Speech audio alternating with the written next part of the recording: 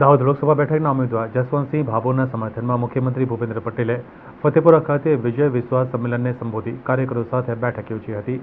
લોકસભાની ચૂંટણીને ગણતરીના દિવસો બાકી રહ્યા છે, ત્યારે દાહોદ જિલ્લામાં ચૂંટણીનો માહોલ જામ્યો છે। ઉમેદવારો પ્રચાર માટે એડી ચોટીનું જોર લગાવી રહ્યા છે, ત્યારે આજે દાહોદના ભાજપના ઉમેદવાર જસવંતસિંહ ભાભોરના સમર્થનમાં મુખ્યમંત્રી ભૂપેન્દ્ર પટેલે વિજય વિશ્વાસ સંમેલનમાં સભા સંબોધી હતી, જેમાં મંત્રી કુબેર ડિંડોર, મંત્રી બચુભાઈ ખાબડ, ગોરધન ઝડફિયા સહિતના નેતાઓ ઉપસ્થિત રહ્યા હતા।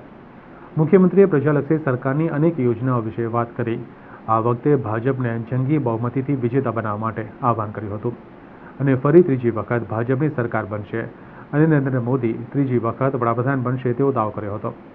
ત્યારે અબકી બાર 400 પાર માટે મહેનત કરવા કાર્યકરોને અપીલ કરી હતી। સભા સંબોધન પછી મુખ્યમંત્રીએ કાર્યકરો સાથે બેઠક પણ યોજી હતી। આજે દાહોદ જિલ્લાના ફતેપુરામાં માન્ય મુખ્યમંત્રી શ્રીનો પ્રવાસ હતો।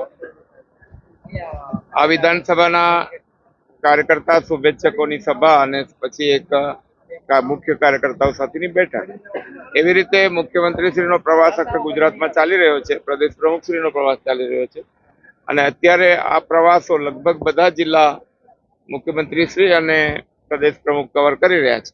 તો એના ભાગરૂપે આજે અહીંયા ફતેપુરા વિધાનસભાની આ જાહેર સભા અને કાર્યકર્તા સાથે વ્યવસ્થા બેઠક